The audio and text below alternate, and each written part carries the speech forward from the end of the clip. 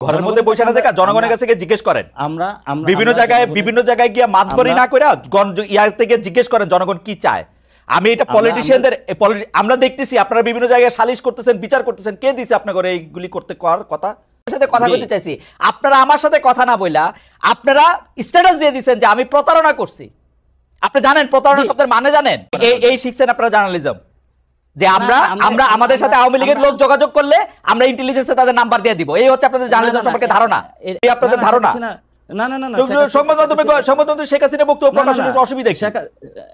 দেখি নাই যে শহীদ প্রেসিডেন্ট জিয়াউর রহমান সমস্ত রাজনৈতিক দলকে উন্মুক্ত করে দিয়েছেন। শহীদ প্রেসিডেন্ট জিয়াউর রহমান, আপনি আমাকে বলেন তো, বীর মুক্তিযোদ্ধা শহীদ প্রেসিডেন্ট জিয়াউর রহমান রাষ্ট্র ক্ষমতা আসলেন কেমনে? উনি তো পলিটিশিয়ান না, সরকারি কর্মচারী। আমি যদি বলে থাকি, আজকের বিচারপতি কে এম হাসান যেদিন অপশন নিয়েছেন তার পরদিন করা হয়েছে বিচারপতি।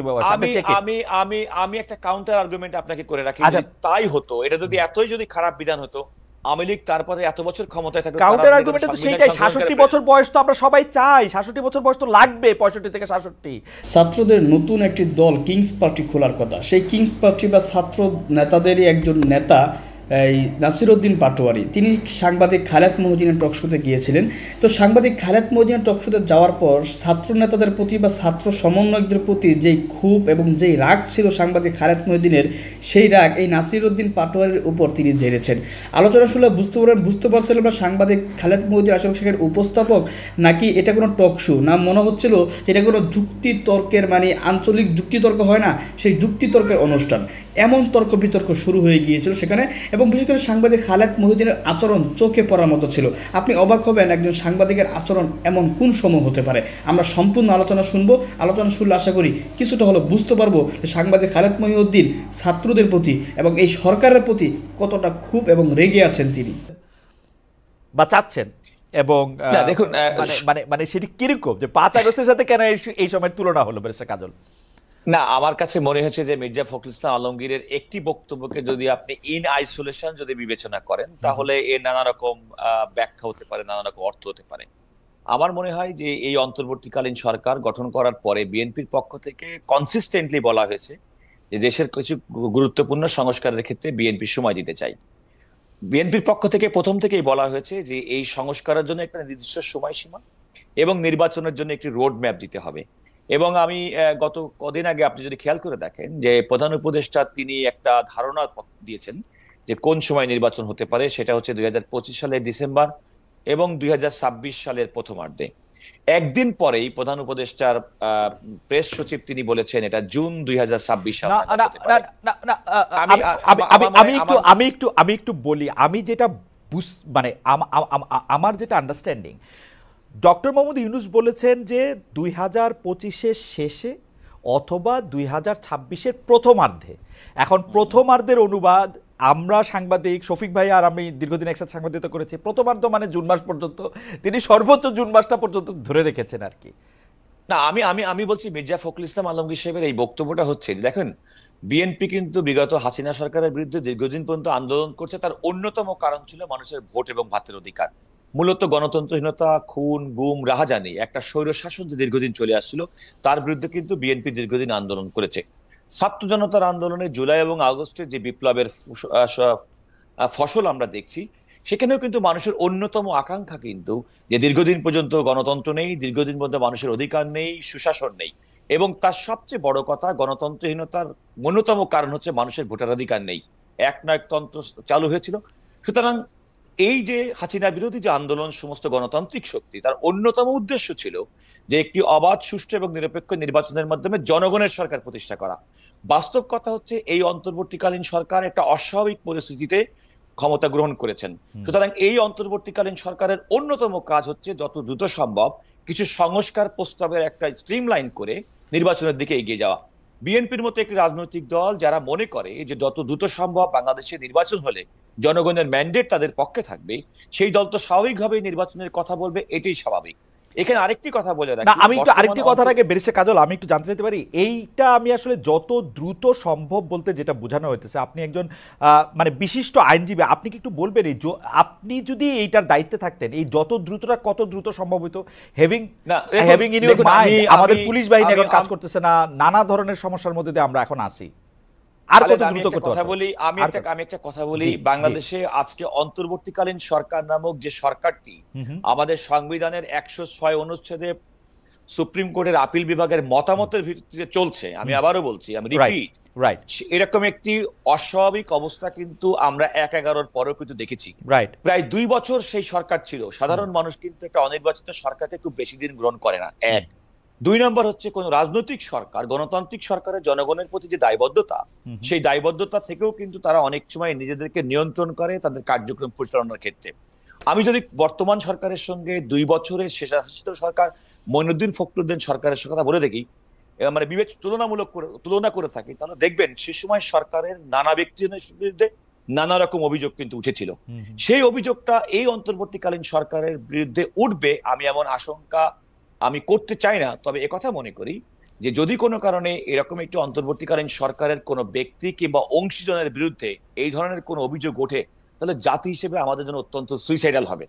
আমি মনে করি এই অন্তর্বর্তীকালীন সরকারের যে সার্বজনীনতা, বিশেষ করে ৫ই আগস্টের ছাত্র জনতার বিপ্লব এবং দীর্ঘদিনের রাজনৈতিক সংগ্রামের পরে কিন্তু কাজল ভাই সরি টু ইন্টারাপ্ট, আমি যেটা জানতে চাইলাম সেটা আপনি বলেন, মানে আসলে আপনি কি মনে করেন বা বিএনপির চাওয়াটা কি ছিল? মানে আমি আপনাকে একটু মনে করেন বিএনপি চাওয়া ছিল ওরা ৩ মাসের মধ্যে ইলেকশন দিতে পারবে?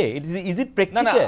না, আমি প্র্যাকটিক্যালি প্রশ্ন, আপনি খেয়াল করে দেখেন, বিএনপি কিন্তু প্রথম থেকে বলে আসছে অন্তর্বর্তীকালীন সরকারকে যৌক্তিক সময় দিতে চাই। সেটা কতদিন? যৌক্তিক সময় আমি বলছি, আমি জাস্ট আপনাকে বলি, রাইট, যৌক্তিক সময় এক একজনের কাছে এক এক রকম। আপনি খেয়াল করে দেখেন, প্রধান উপদেষ্টা বেশ কয়েকটি সংস্কার কমিশন গঠন করেছেন, তিনি স্পষ্টত বলেছেন ডিসেম্বর ২০২৪-এর মধ্যে এই সংস্কার কমিটিগুলো থেকে প্রস্তাবনা আসবেন, সুপারিশ আসবেন। এই সুপারিশের পরে মার্চ নাগাদ তিনি রাজনৈতিক দলগুলোর সঙ্গে বসবেন, তাদের মতামত গ্রহণ করবেন। তাহলে এই সরকারের অন্যতম প্রায়োরিটি হচ্ছে যে একটা সংস্কার প্রস্তাব, বিভিন্ন অংশীজনের সঙ্গে কথা বলে সংস্কার প্রস্তাব দেওয়া এবং রাজনৈতিক দলগুলোর মধ্যে সেগুলো একটা ঐক্যমত সৃষ্টি করা। ইতিমধ্যে নির্বাচন কমিশন গঠন করা হয়েছে। আমি কিছুক্ষণ আগে টেলিভিশন স্ক্রলে দেখছিলাম যে জানুয়ারি ২ তারিখ থেকে ভোটার তালিকা হালনাগাদ করা হবে। তাহলে একটা নির্বাচনের পথে নির্বাচন কমিশন হাঁটছে, দুর্নীতি দমন কমিশন ইতিমধ্যে গঠন করা হয়েছে।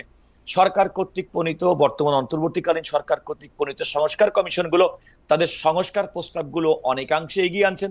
সুপ্রিম কোর্টের মতো জায়গায় বিচার বিভাগের নিয়োগের জন্য বিচার সংস্কার কমিশন পর্যন্ত করা হয়েছে, নিয়োগ কমিশন পর্যন্ত করা হচ্ছে। তাহলে সংস্কারের যে প্রাথমিক পর্যায়, যেগুলো রাজনৈতিক দলের ঐক্যমতের ভিত্তিতে পরবর্তী নির্বাচিত সরকার সেগুলোকে এগিয়ে নিয়ে যাবেন, তার কিন্তু অনেকাংশে কাজ কিন্তু অন্তর্বর্তীকালীন সরকার, ডক্টর ইউনূসের নেতৃত্বাধীন সরকার করে ফেলেছে। তাহলে আপনার এখন আমি একটা কথা বলি, ইমপ্লিমেন্টেশন প্রসেস, আমি আপনাকে আবারও বলি, খেয়াল করে দেখুন, এই সরকারের কিন্তু ইমপ্লিমেন্টেশন প্রসেসের কোন লিগাল ইনস্ট্রুমেন্ট এই সরকারের হাতে এখনো পর্যন্ত নেই।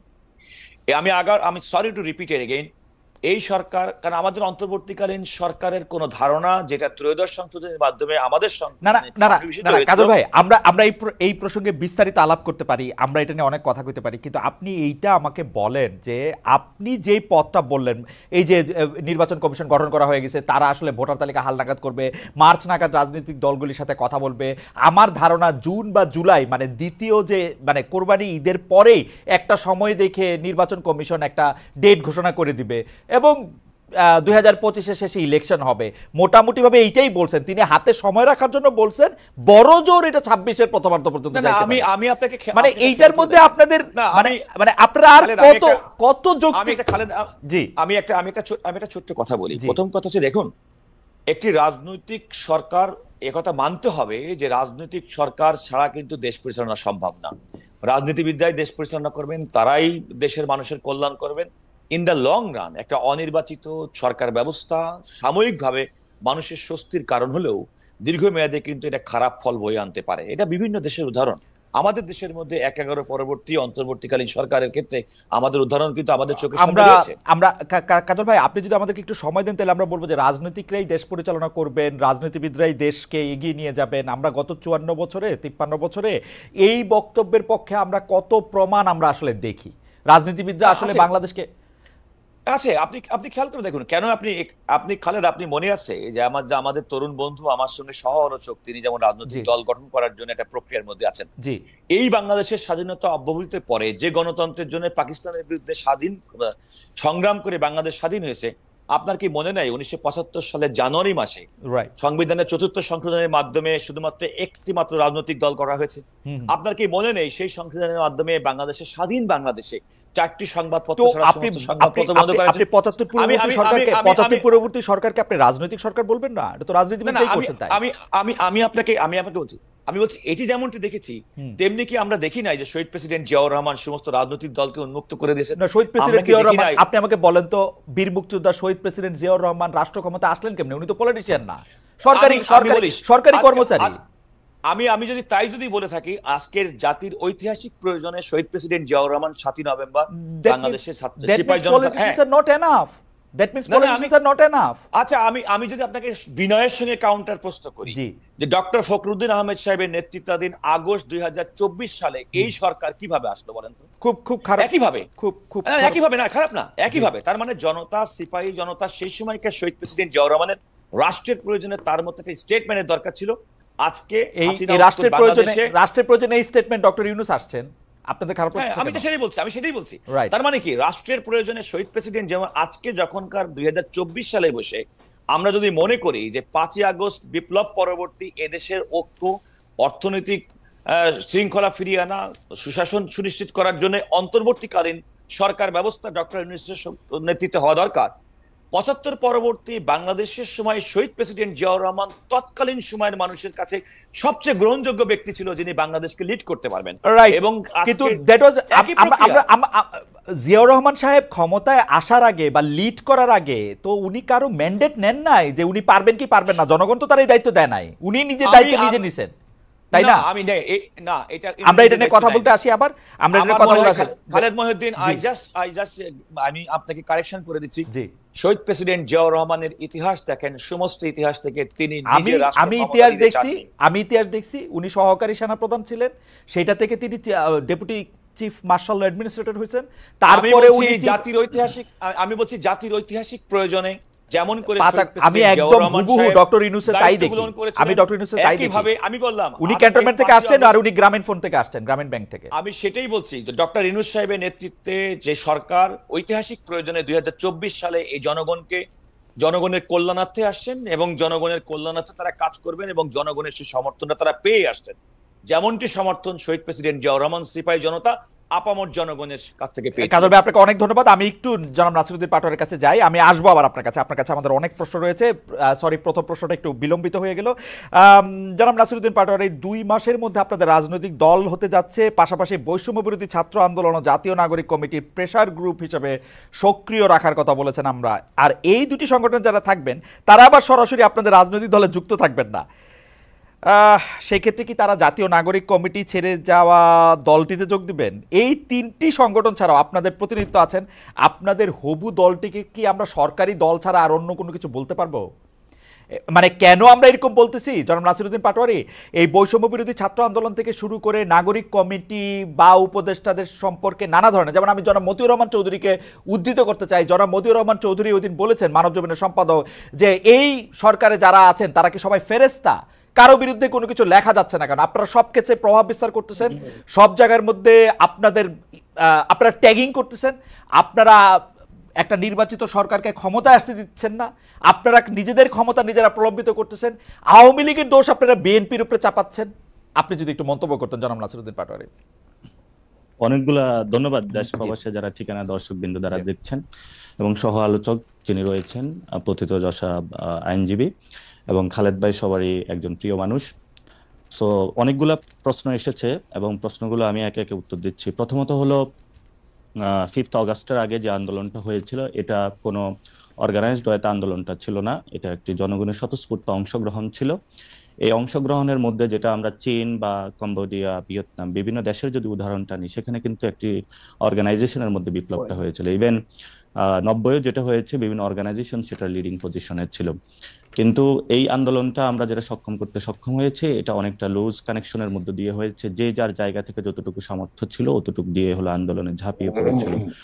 এবং আমরা আন্দোলনে প্রাথমিকভাবে ওই ধরনের কোনো অর্গানাইজ যারা ফোর্স বাংলাদেশের রাজনৈতিক শক্তি রয়েছে তাদেরকে ওইভাবে পাইনি। ফলত আমাদের জায়গা থেকে, যারা কানেক্টিভিটির জায়গা থেকে, যারা একদম সাধারণ প্রান্তিক লেভেলের মানুষ ছিল, তারা অনেক বেশি অংশগ্রহণ ছিল। এবং এই আন্দোলনটা যদি আগে থেকে অর্গানাইজ থাকতো তাহলে হয়তোবা এই পর্যন্ত আমরা একটি নতুন পথযাত্রায় পরিক্রমায় অবতীর্ণ হতে পারতাম।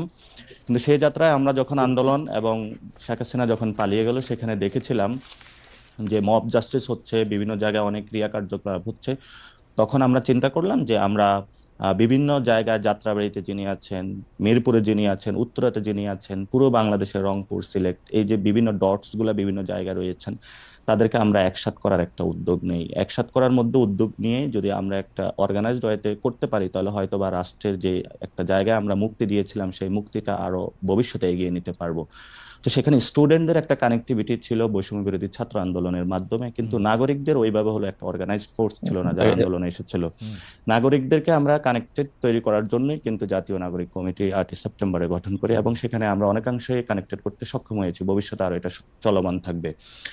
এবং আপনি যারা যখন এই কথা সরকারে বলছিলেন জনাব নাসিরউদ্দিন পাটোয়ারি, এই জায়গার মধ্যে থেকে একটু একটু কথা বলে বলে যাই আর কি, মাফ করবেন আমাকে, জি। যে একটু কথা বলে বলে যাই। আপনি যে নাগরিক কমিটিদের আপনি কানেক্টেড করবেন, কয়েকদিন আগে আপনি বললেন যে এটা আসলে বিএনপির লোকজন একদমই আপনি পছন্দ করে নাই, সেটা হচ্ছে যে অপসারিত কাউন্সিলরদের, মানে সিটি কর্পোরেশন ও পৌরসভা বিষয়ে আপনার একটি বক্তব্য নিয়ে আপনি জানেন যে কাউন্সিলরদের মধ্যে যারা বেশিরভাগই আওয়ামী লীগের ছিলেন অথবা আওয়ামী লীগের আমলে নির্বাচিত ছিলেন, তাদেরকে আপনি এক করতে চাইলেন। এইটা মূলত আমরা যারা দেখছি আপনাদের, তারা দেখছিলাম যে এটা একটা ভোটের রাজনীতি, আপনারা একটা মানে আপনারা একটা পপুলিস্ট জায়গা থেকে এই জিনিসটা করতে চাইছেন কিনা, জিনিসটা যতটা মানে ঘটনা তার চেয়ে অনেক বেশি হইলো আপনাদের, আমি জানি না মানে কিসের জন্য, সেটাও যদি আপনি একটু বলেন কেন আপনারা এটা করছেন।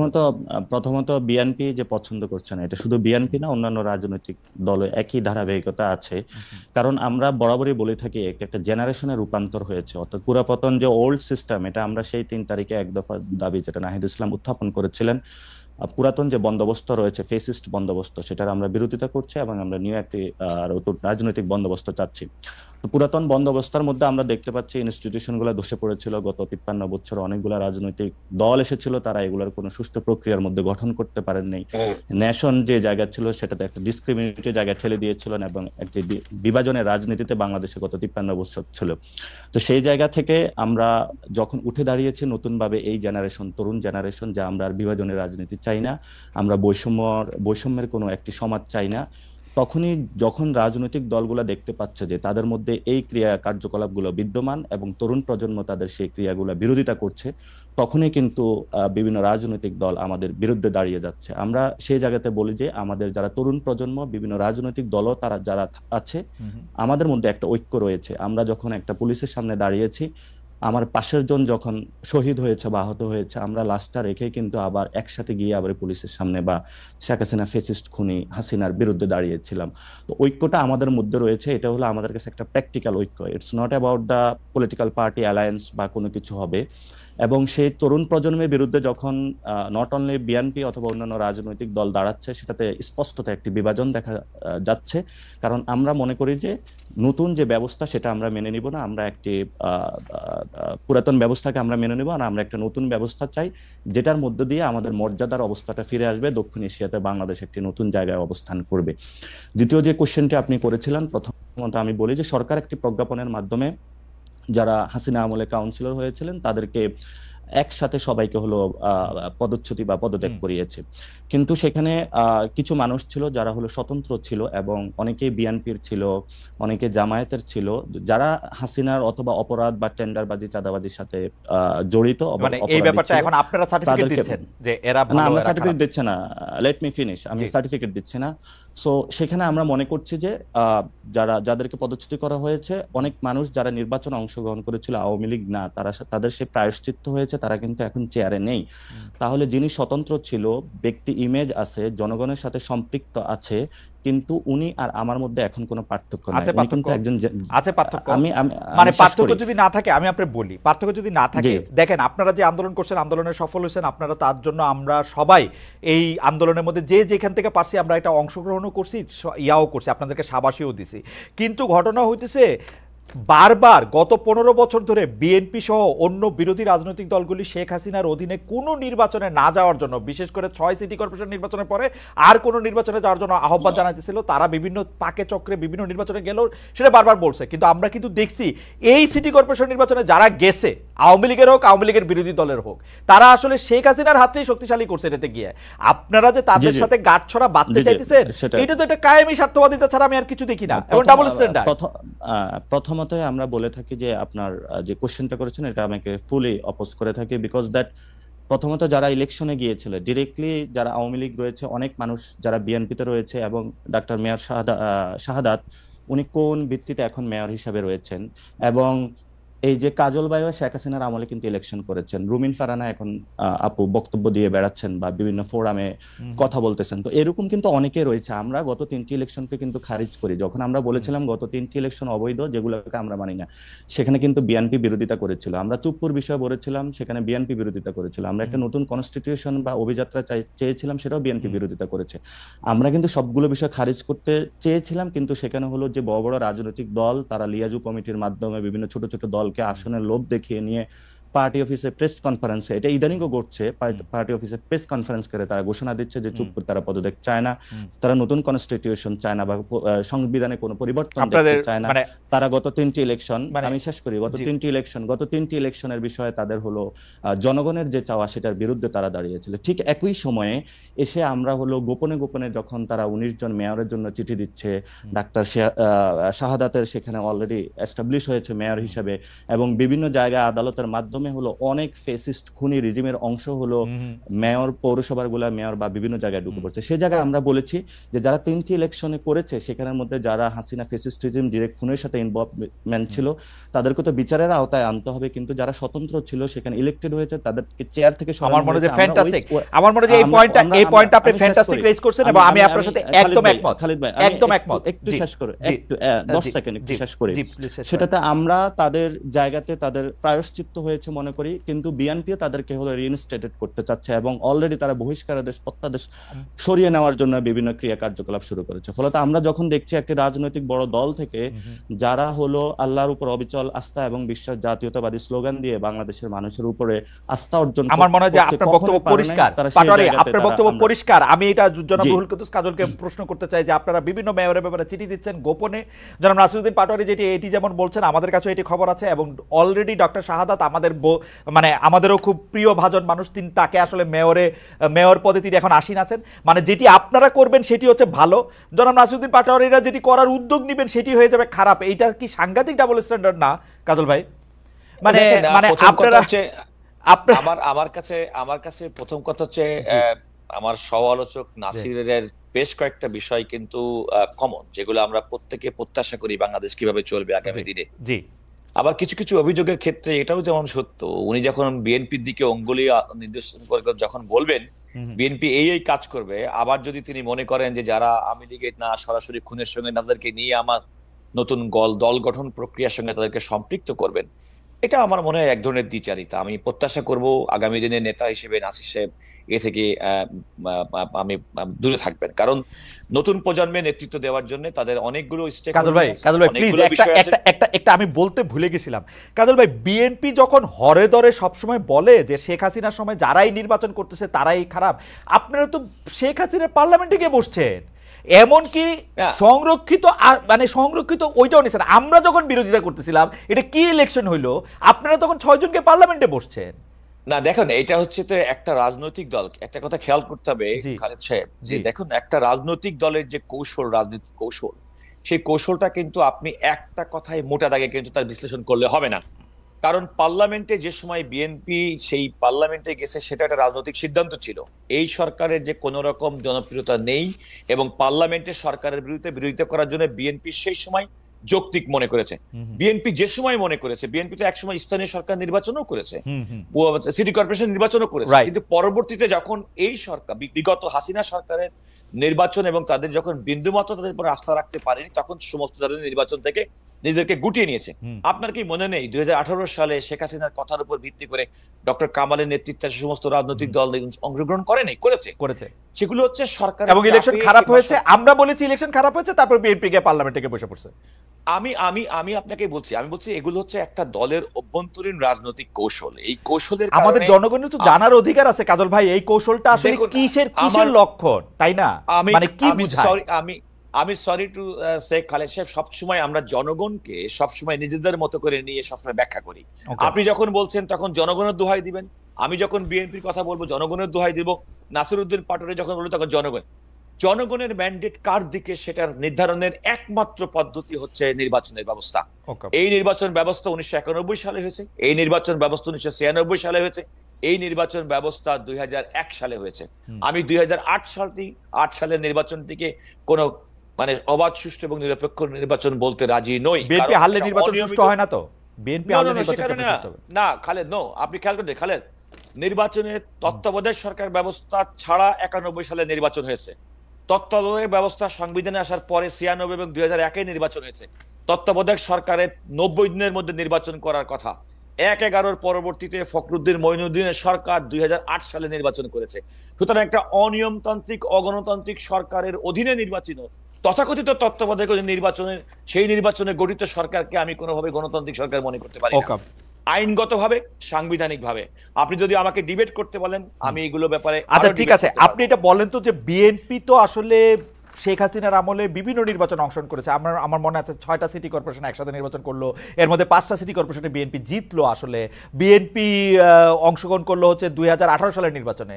আপনি বলতেছেন যে তার যৌক্তিকভাবে ওই সময় মনে হয়েছিল, তো বিএনপির যুক্তি 14 সালে মনে হচ্ছে নির্বাচনে যাবো না, যায় নাই। 18 সালে মনে হচ্ছে যাবো, গেছে। 24 সালে মনে হচ্ছে যায় নাই, যাবো। তো ওরা কি করবে? নতুন রাজনৈতিক দলরা কি করবে? আপনাদেরকে অনুসরণ করতে হবে কোনো জায়গা থেকে। না খালেদ, আপনি খেয়াল করে দেখেন, আপনি মনে হয় মূল জিনিসটা থেকে সরে যাচ্ছেন। দেখুন মূল ইস্যুটা কোথায়। মূল ইস্যুটা হচ্ছে ত্রয়োদশ সংশোধনের মাধ্যমে বাংলাদেশের সংবিধানের নির্দলীয় তত্ত্বাবধায়ক সরকার ব্যবস্থা, যেটি বেগম খালেদা জিয়া প্রণয়ন করেছিলেন তৎকালীন জামাত, আওয়ামী লীগ সহ অন্যান্য রাজনৈতিক দলের আন্দোলনের পরিপ্রেক্ষিতে, তার সুফল কিন্তু পরবর্তী নির্বাচন হয়েছে। সুতরাং জনগণের ভোটাধিকার নির্ভয়ে আমি জনগণের ভোট দেওয়ার যে বন্দোবস্ত সাংবিধানিক ভাবে আমাদের সংবিধানে ছিল, যেটি শেখ হাসিনা সরকার তার ক্ষমতাকে কুক্ষিগত করার জন্য পঞ্চদশ সংশোধনের মাধ্যমে এবং তার পূর্বে খায়রুল হকের রায়ের মাধ্যমে ত্রয়োদশ সংশোধনী নির্দলীয় তত্ত্বাবধায়ক ব্যবস্থা সংবিধান থেকে বিলুপ্ত করেছে। তারপর থেকে তো মূল সমস্যা শুরু হয়েছে। না, আপনি আরেকটু আগে থেকে ধরেন, মূল সমস্যা আরেকটু আগে থেকে। বিএনপি তার প্রেসিডেন্টকে প্রধান উপদেষ্টা দায়িত্ব নিতে বাধ্য করছিল বা নেওয়া হয়েছিল। বিএনপি তত্ত্বাবধায়ক সরকার ব্যবস্থা ধ্বংস করছিল 2006-7 সালে। ওই তাদের চাওয়া প্রধান বিচারপতিকে সর্বশেষ অবসরপ্রাপ্ত প্রধান বিচারপতি বানায়। ওইটাও তো বলতে হবে, 2-3টা জিনিস। এটা কিন্তু আপনার এক ধরনের ন্যারেটিভ। আপনি খেয়াল করে দেখেন, আপনি যদি কিছু মনে না করেন, বর্তমানে সংবিধানে আমাদের অনুচ্ছেদ 58 আপনি পাবেন না, পাবো না তো। আপনি দেখবেন 58 অনুচ্ছেদে কোনো কারণে সর্বশেষ প্রধান বিচারপতি না হলে আপিল বিভাগ থেকে সর্বশেষ অবসরপ্রাপ্ত বিচারপতি, তারপরে বিশিষ্ট জন, তারপরে কিন্তু সর্বশেষ স্তর ছিল রাষ্ট্রপতি দায়িত্ব গ্রহণ। সেটি কিন্তু একটা সাংবিধানিক কাঠামোর মধ্যে ছিল। আমি কথা বলছি না যে তৎকালীন সময়ের সিদ্ধান্তটা সঠিক কিংবা বেঠিক ছিল, কিন্তু মূলত কিন্তু তৎকালীন রাষ্ট্রপতির দায়িত্ব গ্রহণটা সেটিও কিন্তু আমাদের একটা সাংবিধানিক প্রক্রিয়া। আচ্ছা আপনি বলেন তো, বিএনপির বিরুদ্ধে অভিযোগ করা হয় বিচারপতিদের বয়স বাড়ানোর কারণে একজনকে সুবিধা দেওয়ার জন্য। বিএনপি যদি এতই খারাপ কাজ করে থাকে, তো আওয়ামী লীগটি এত বছর ক্ষমতা ছিল, সংবিধানকে কেটে ছিঁড়ে ফেলেছে, কেন তারা আবার বিচারপতিদের বয়স কেন কমালো না? আমার একটা জবাব দিতে দেন। ওয়ান ওয়ে অফ ন্যারেটিভ দিয়ে একটা পার্টিকুলার পলিটিক্যাল পার্টি। আমি আপনার জবাবটা দেই, আমি আবার আপনার কাছে আসবো, জবাবটা দিয়ে আসি। সেই সময়কার প্রধান বিচারপতি বিচারকদের বয়স বাড়ানোর সুপারিশটা করেছিলেন যে কয়জন বিচারকদেরকে সামনে রেখে। বিচারপতি কে এম হাসান ছিলেন তাদের মধ্যে অন্যতম। বিচারপতি কে এম হাসানের বয়স কিন্তু বাড়ে নাই। বিচারপতি কে এম হাসান যেদিন অপশন নিয়েছেন তার পরের দিন এই বয়সটা বাড়ানো হয়েছে, যাতে তিনি সর্বশেষ আমি বলি শুনে, তার আগের দিন করলেই কিন্তু এই ঝামেলা হইতো না। এটা ইচ্ছা করে করা হয়েছে, অঙ্ক করে। আপনি বিচারপতিদের বয়স বৃদ্ধিটা কি শুধুমাত্র একটা পার্টিকুলার রাজনৈতিক ওই দিন করা হয়েছে তাই করে? ওই দিন করা হয়েছে তাই করে? তাই যদি হয়ে থাকে, বিচারপতি কে এম হাসান যেদিন অপশন নিয়েছেন তার পরদিন করা হয়েছে বিচারপতি বয়স। আমি একটা কাউন্টার আর্গুমেন্ট আপনাকে করে রাখি, তাই হতো। এটা যদি এতই যদি খারাপ বিধান হতো, আওয়ামী লীগ তারপরে এত বছর ক্ষমতায় থাকলো, কাউন্টার তারা আর্গুমেন্ট তো সংবিধান সেইটাই, সংশোধন 66 করে বছর বয়স তো আমরা সবাই চাই, 66 বছর বয়স তো লাগবে, 65 থেকে 66, কিন্তু বিচারপতি কে এম হাসানের অপশন নেওয়ার পরদিন হবে না তো এটা। আপনি একটা coincidence K, this is not coincidence, he was the chief justice, this is not coincidence. আমি আপনাকে বলি খালেদ, যে কোনো ভাবেই হোক না কেন, কোনো একটা সংবিধানের জন্য, কোনো একটা মানুষের বেনিফিটের জন্য করা হয়ে থাকে, রাষ্ট্র ক্ষমতার পরিচালনার জন্য তারা যদি করে থাকে গ্রেটার ইন্টারেস্ট, আমি জাস্টিফাই করছি না। ঠিক আছে, আমার মনে যে বেরিস্টার রুল করতে কাজল আপনার বক্তব্য পরিষ্কার। কোন একটা ইনসিডেন্টকে, কোইন্সিডেন্সকে আপনার একটা দলের, রাজনৈতিক দলের বিরুদ্ধে ঢালাওভাবে প্রচারের যন্ত্র করার কোনো সমীক্ষা আমার মনে যে বেরিস্টার কাজল, আপনাকে অনেক ধন্যবাদ। আমি একটু জনাব নাসিরউদ্দিন পাটোয়ারি আপনার কাছে যেতে চাই। জনাব নাসিরউদ্দিন পাটোয়ারি, আমরা আপনার কাছে যাওয়ার আগে দর্শকদের কাছে আমরা একটা প্রশ্ন করেছিলাম, জুলাই আন্দোলনের নেতাদের উদ্যোগে কোনো কিংস পার্টি হচ্ছে না, সমন্বয়কদের এই দাবি সমর্থন করেন কিনা? শতকরা 62% যারা ভোট দিয়েছেন তারা সমন্বয়কদের এই দাবি সমর্থন করেন, শতকরা 38% সমর্থন করেন না, 65,000 দর্শক ভোট দিয়েছেন। আমি আমি আমি আমি আমি আমি একটু জনাব পাটোয়ারি আপনার কাছে প্রশ্ন করতে চাই যে আপনারা বারবার নির্বাচনের তারিখ জানতে চাইলে আপনারা দাবি করছেন যে জুলাই আন্দোলনের স্পিরিটে নির্বাচন বড় বিষয় না, তবে বড় বিষয়টি তবে কি? আমি তো মনে করি যে গণতন্ত্রের ক্ষেত্রে নির্বাচন ছাড়া আর বড় বিষয় কি হতে পারে? At the end of the day এই সরকার হচ্ছে অনির্বাচিত, এই সরকার জনগণের ম্যান্ডেট প্রাপ্ত সরকার না। নির্বাচনে আপনারা যদি মনে করেন জনগণ আপনাদের সাথে আছেন, আপনারা আসেন, নির্বাচনে আসেন, 290-80 সিট পান, আপনারা নির্বাচনেই নিজেদেরকে ট্রাই করেন। আপনারা কেন অনির্বাচিত অবস্থাতেই এতগুলি সংস্কারের পক্ষে কথা বলতেছেন যে এটা জুলাই আগস্ট স্পিরিটের সাথে এটা যাইতেছে না? আপনারা ভোট নিয়ে আসেন, তাহলে তো আর সব দিক দিয়ে সব ঠিকঠাক হয়।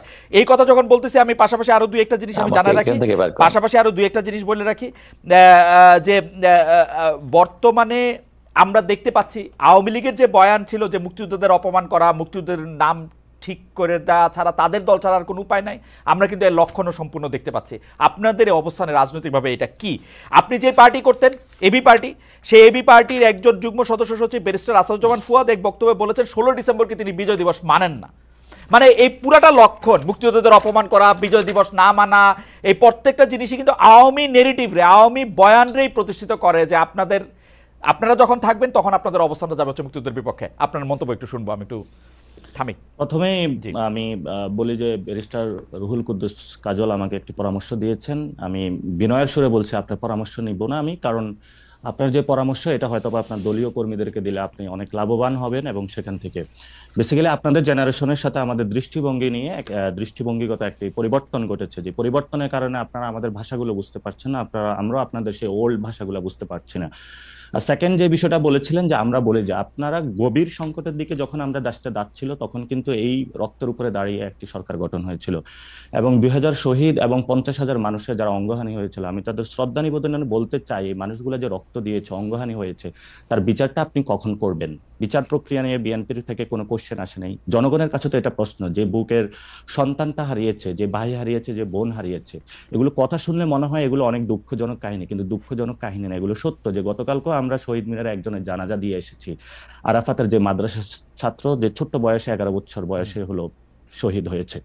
তো এই সব পরিস্থিতিতে আমরা যদি বলি, যদি আওয়ামী লীগের যে যারা ডিরেক্টলি খুনের সাথে ইনভলভমেন্ট ছিল তাদের যদি আপনারা বিচার প্রক্রিয়ার মধ্যে নিয়ে না আসেন, তাহলে সেই আওয়ামী লীগরা, আপনাদের ধারণা যে এই বিচার প্রক্রিয়ার মধ্যে বিএনপি আসলে বিচার প্রক্রিয়ার মধ্যে ওদের নিবে না? বিচার প্রক্রিয়ার মধ্যে যদি বিএনপি আসে, বিএনপি তো আওয়ামী লীগের সাথে সেই জায়গাটায় তাদের কানেকশনটা বিল্ড আপ করতে চাচ্ছে, কারণ ওল্ড সিস্টেমের সাথে তাদের সেই কারণ আমি আর বিচার প্রক্রিয়া আপনি কেমনে করবেন? একটা ট্রাইব্যুনাল গঠিত হইছে, সেটাই আমি বলছি, আপনারা সরকারের থাইকে এটা করতে হবে, এটা কেমন কথা? দেখুন, আমরা জাতীয় নাগরিক কমিটি কিন্তু সরকার নয়, সরকারটা কিন্তু অংশগ্রহণ বিএনপির রয়েছে, সবগুলো মানুষের অংশগ্রহণ রয়েছে, এটা আপনারও সরকার, সকলেরই সরকার। এই সরকার বিচার প্রক্রিয়ার মধ্য দিয়েই যদি সরকার, আমি মনে করি এটা আমার ব্যবস্থা, আমার ম্যান্ডেট নেয় নাই যে আপনি মনে করতে না পারেন হয়তো, বা আপনি জুলাই গণঅভ্যুত্থানের সেই স্পিরিটকে ধারণ না করতে পারেন না। জুলাই স্পিরিটের গণঅভ্যুত্থানের স্পিরিট ধারণ করে নাসিরউদ্দিন পাটোয়ারি, আমার কথা শুনেন, আপনারা এরকম ট্যাগিং করেন না। জুলাই স্পিরিটের, জুলাই অবস্থানের একদম স্পিরিটটা ধারণ করেই আমরা বলতে চাই যে আমরা একটা গণতান্ত্রিক সরকার চাই। আপনারা ক্ষমতা আসেন, বিএনপি কে বাইর করে দেন 100 বছরের জন্য, এটা আমরা চাই, কিন্তু ভোট নিয়ে আসেন। হ্যাঁ, সেটাই, আমরা ভোটে যাব, কিন্তু ভোটের মধ্যে সেই জায়গাতে আমরা আওয়ামী লীগের কোনো পুনর্বাসন দেখতে চাই না। আওয়ামী লীগের পুনর্বাসনের কথা করতে আসলো, আপনারা নির্বাচন করবেন, আওয়ামী লীগকে ইলেকশন করতে দিয়েন না, নিষিদ্ধ করে দেন।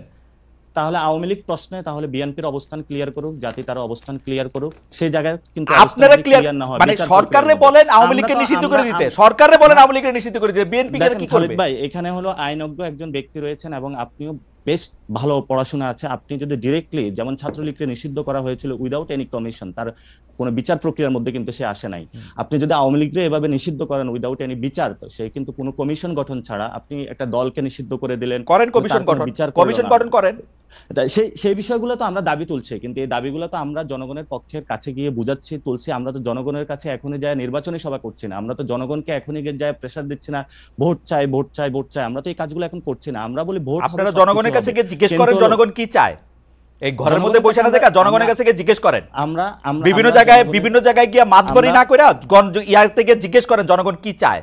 আমি এটা পলিটিশিয়ানদের আমরা দেখতেছি আপনারা বিভিন্ন জায়গায় সালিশ করতেছেন, বিচার করতেছেন, কে দিছে আপনাদের এইগুলি করতে করার কথা? হ্যাঁ, সেটাই আসছে, আমরা জনগণের কাছে যাচ্ছি এবং জনগণের কথাগুলোই মানুষের সামনে তুলে ধরছি। যদি জনগণের কথাগুলো আমরা তুলে না ধরতাম তাহলে হয়তোবা আমরা আজকে পর্যন্ত ওই জায়গা থেকে বিএনপির মতন রুমে যায় ঘুমাইতাম। এবং যারা জুলাই গণ অভ্যুত্থানের সেই যে আকাঙ্ক্ষা বাস্তবায়নের যে কাজগুলো আমরা করছি এবং জনগণ যে ম্যান্ডেটটা নিয়ে এই সরকারটা গঠন হয়েছিল, দেখুন এই সরকারটা কিন্তু রক্তের উপরে দাঁড়িয়ে গঠন হয়েছিল। আপনারা ৭-৮-এর যে মইনুল সরকারের যে সে বিমরতি দেখে এখন যদি ভয় পাচ্ছে বিএনপি যে না কিছু যদি ঘটে যায়, অথবা যারা ওই এস্টাবলিশমেন্টের সাথে ইনভলভমেন্ট আছে না কিছু যদি ঘটে যায়, খালিদ ভাই আপনিও ৯০-এর গণঅভ্যুত্থানে অংশগ্রহণ করেছিলেন, সেখানে ছাত্রদের একটি বড় ভূমিকা ছিল, সেই ভূমিকাটা কিন্তু দুটি দল চুরি করে নিয়ে গেছিল, সেই জনগণের যে ম্যান্ডেটটা ছিল সেটা কিন্তু আমরা আকাঙ্ক্ষা আকারে আজকেও পাইনি। ৭১-এর এই বিচার প্রক্রিয়া আজ পর্যন্ত আমরা এখনো বুঝে পাই না, জিহাদ হত্যার বিচার আমরা আজ পর্যন্ত বুঝে পাইনি। তাহলে আমরা সেই দাবিটি করছি যে নির্বাচন হবে। আপনারা এই বক্তব্যগুলির সাথে আমি একমত জনাব পাটোয়ারি, এই বক্তব্যগুলির সাথে আপনি একমত। তাহলে আপনারা কি বিচার প্রক্রিয়াটা কি করতে চান, মানে বিচার কইরা তারপরে ইলেকশন দিবেন এরকম দাবি আপনাদের?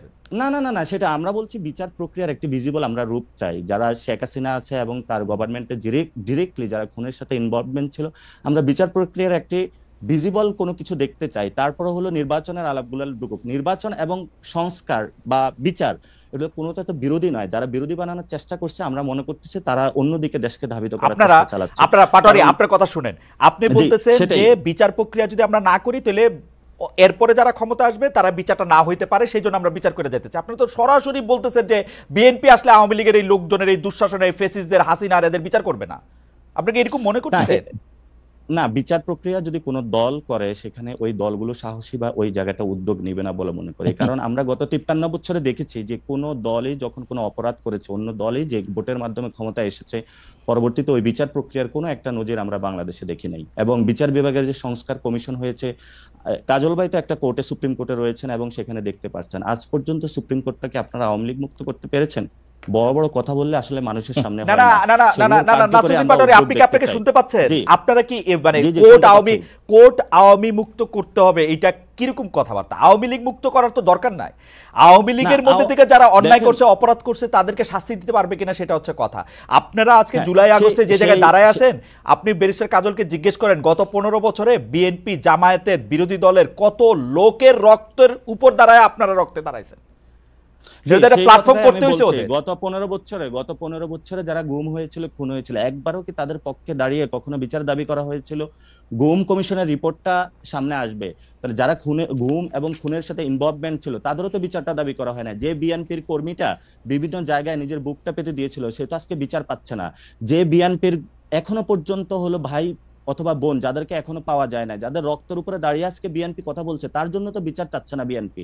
এবং আমরা বিএনপি তো পাটোয়ারি আপনাকে ধন্যবাদ। আমি এই জায়গার মধ্যে এক লাইন শুনতে চাই কাজল ভাই, বিএনপি আসলে বিচার চায় না, বিএনপি রক্তের উপর দাঁড়ায় খালি ক্ষমতায় যেতে চায়। বিএনপি শুধু ক্ষমতার রাজনীতি করে এবং বিএনপির ক্ষমতা রাজনীতিতে বিএনপি সবাইকে ইনভলভ করতে চায়। আমি নাসিরুদ্দিন পাটোয়ারি এই বক্তব্যের সাথে একমত। আমি পাটোয়ারির সাথে আরেকটু কথা বলবো, আপনি যদি এই মাঝখানে একটু কথা বলে নিতেন। খালেদ, আমি শুধুমাত্র নাসিরুদ্দিন পাটোয়ারি আমার বয়সে অনেক তরুণ, মানে সে কারণে তার সমস্ত কথার আমি সঙ্গত কারণেই আমি জবাব দিব না, উনি আমার একটা পরামর্শ নেবেন না। আমার মনে হয় নাসিরুদ্দিন পাটোয়ারির বক্তব্যের মধ্যে একটা বিএনপি কে প্রতিপক্ষ করে তিনি বক্তব্য রাখছেন, এটা আমার মনে হয় ঠিক হবে না। এই কারণে ঠিক হবে না, আপনি দেখেন এই আন্দোলনে ২০০০ নেতাকর্মী যদি এই মানে ছাত্র জনতার যদি হত্যা হয়ে থাকে, বিএনপির পক্ষ থেকে সুনির্দিষ্টভাবে ৪২২ জন তাদের নেতা কর্মীর তালিকা দেওয়া হয়েছে যারা এই জুলাই আগস্ট বিপ্লবে তাদের নিহত হয়েছেন। হাজার হাজার ব্যক্তি তো আহত হয়েছেন, এমন ব্যক্তি তো আছেনই। সবচেয়ে বড় কথা, বিগত 15 বছর হাসিনা বিরোধী আন্দোলন করতে গিয়ে 50 লক্ষাধিক মানুষ রাজনৈতিক মামলায়, মিথ্যা মামলায় মানে গ্রেপ্তার হয়েছেন একাধিক। কিন্তু কাজল ভাই, ফ্যাক্ট রিমেন্স হাসিনাকে সরাইছে ছাত্ররাই।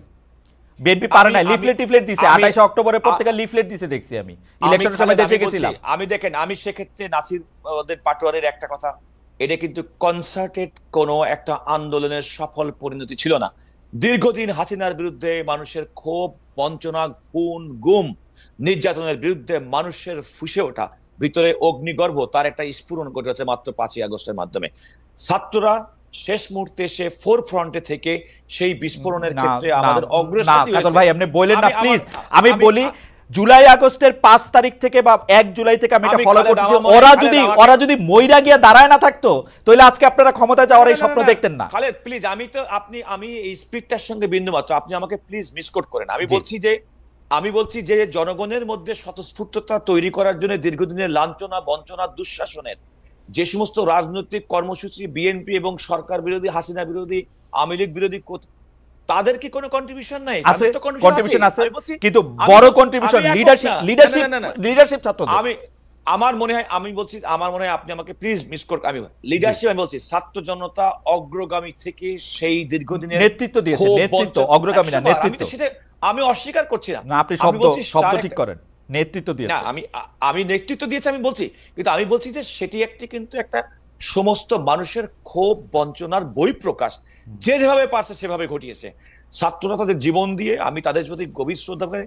আরেকটি কথা বলি শোনেন, আপনি এই 5 তারিখের আগে মার্চ ফর জাস্টিস একটা কর্মসূচি ছিল এই সুপ্রিম কোর্টের মধ্যে, আপনি খেয়াল করে দেখবেন খুব গুটি কয়েক ছাত্র, বিশ্ববিদ্যালয় বন্ধ ছিল, তারা কিন্তু সুপ্রিম কোর্টের মধ্যে আসার সুযোগ দিচ্ছে। আমরা কিন্তু আইনজীবীরা পুলিশের সঙ্গে, আমরা আইনজীবীদের ছাত্রদের পাশে দাঁড়িয়ে সুপ্রিম কোর্ট কেন্দ্রিক মার্চ ফর জাস্টিস যে কর্মসূচি 3 তারিখে সম্ভবত, সেটা আমরা সফল করতে সক্ষম হয়েছি। সুতরাং শ্রেণী পেশার মানুষ, আমাদেরকে কোনো নির্দলীয় ক্যারেক্টার ছিল না, আমাদের একটা দলীয় ক্যারেক্টার ছিল, কিন্তু আমাদের অভিন্ন লক্ষ্য ছিল, একটা ফ্যাসিবাদ মুক্ত। আমি আসলে আসবো আবার কাজল ভাই 2টা মিনিট একটু পাটোয়ারিকে শুনে আসি। আমি শুধু এটা জানতে চাইছিলাম যে বিএনপি শুধু সুযোগের মধ্যে অপেক্ষায় থেকে সুযোগটাকেই কাজে লাগাতে চাইতেছে কিনা, যেই সুযোগটা আমরা দেখছিলাম যে বাংলাদেশকে আসলে বদলায় দেওয়ার যে সুযোগ, এত ন্যারোলি বিএনপির মতো একটা জনপ্রিয় রাজনৈতিক দল, যে দলকে ভাঙার জন্য শেখ হাসিনা 15 বছর প্রাণান্তকর চেষ্টা করেছে, সেই দল পারে নাই। আমি বলছি যে দেখেন, অন্যান্য যে কোনো দেশে বেগম খালেদা জিয়াকে কারাগারে রেখে প্রবাসী তারেক রহমানের নেতৃত্বে বাংলাদেশের সর্বশেষ 7ই জানুয়ারি নির্বাচনে ছিল না তো নেতৃত্ব, আপনারা তো মিছিল ছিল না তো। আমি একটা কথা বলি, আমি বলি বিএনপির এত বড় একটা বিশাল রাজনৈতিক দল, আপনি যদি আইডেন্টিফাই করতে চান যে আপনি অমুককে দেখি না, অমুককে দেখি নাই, তাহলে দীর্ঘদিনের কাজল ভাই আমি একটু পাটোয়ারির সাথে কথা বলি। আমি শুধু এই কথাটা বলে রাখি, 28 অক্টোবর এত বড় একটা সমাবেশের মধ্যে থেকে 2023 28 অক্টোবর এত বড় সমাবেশের মধ্যে একটা সাউন্ড গ্রেনেড, একটা হুমকি, 3টা একটা ইয়াতে কিন্তু বিএনপি সরে গেছিল। আমরা আসতেছি আপনার কাছে বেরেশা কাজল, আমরা একটু আসতেছি। আমরা এখন এই জায়গাটার মধ্যে থেকে একটু জনাব নাসিরউদ্দিন পাটোয়ারিকে একটু শুনতে চাই। জনাব নাসিরউদ্দিন পাটোয়ারি, আপনারা আওয়ামী লীগের যে বয়ান, মুক্তিযুদ্ধ নিয়ে, চেতনা নিয়ে বা অন্য কোনো কিছু নিয়ে, সেইটাই আপনারা প্রতিষ্ঠিত করতে চাইতেছেন কিনা যে আসলেই মানে ওগুলি আওয়ামী লীগের সম্পত্তি?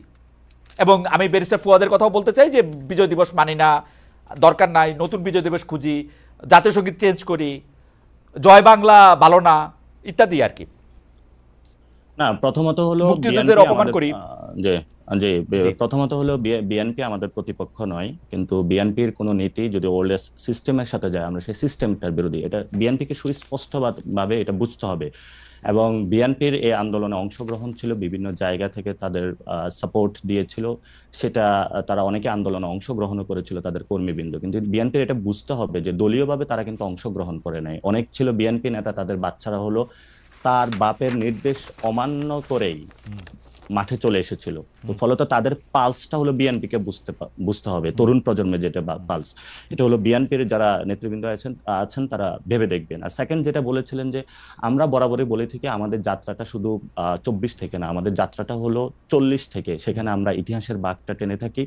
যে আমরা যে একটা ন্যাশন স্টেট চেয়েছিলাম, বাংলাদেশের মানুষ শান্তিতে থাকবে, সেটা 40ও কিন্তু ব্রাহ্মণবাদীদের কারণে হলো আমাদের সেই অখণ্ড বাংলাটা আমরা পাইনি।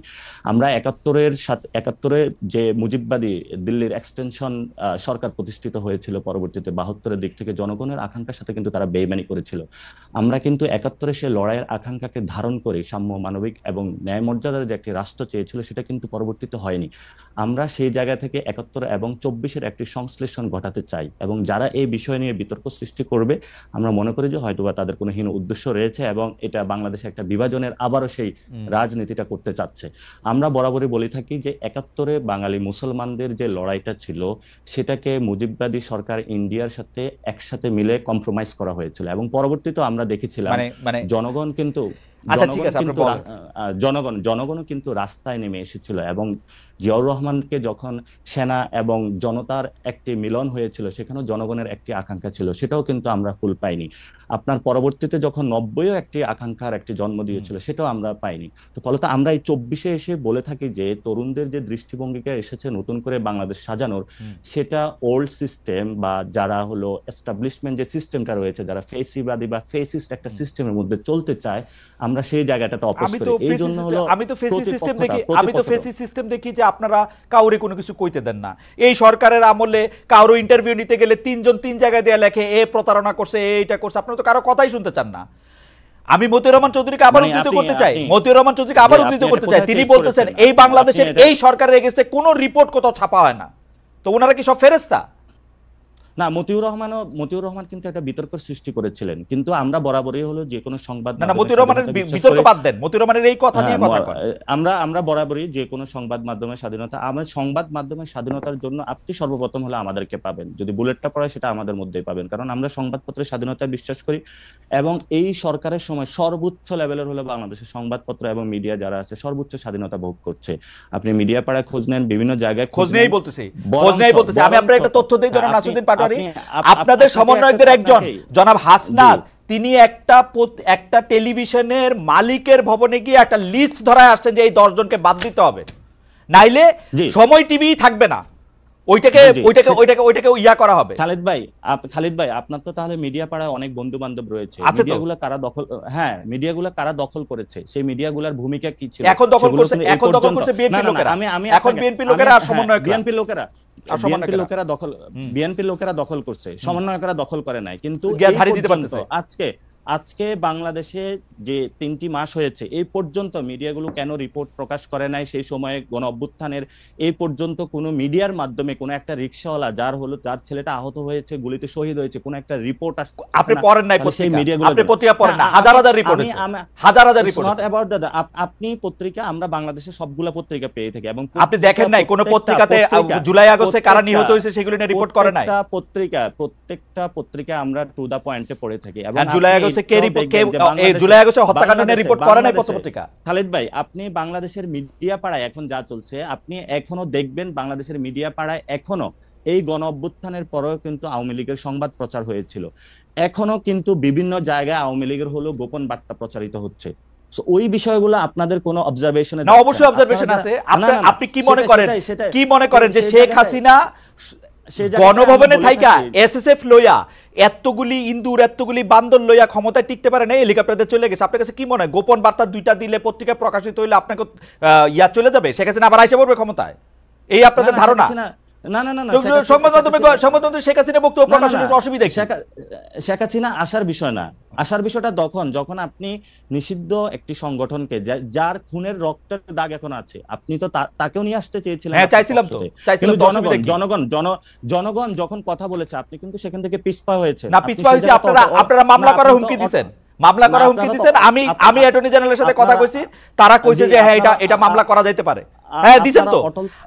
আমি একজনের সাথে কথা কইতে চাইছি, জনাব নাসিরউদ্দিন পাটোয়ারি, আমি একজনের সাথে কথা কইতে চাইছি, আপনারা আমার সাথে কথা না বইলা আপনারা স্ট্যাটাস দিয়ে দিয়েছেন যে আমি প্রতারণা করছি। আপনি জানেন প্রতারণা শব্দের মানে জানেন?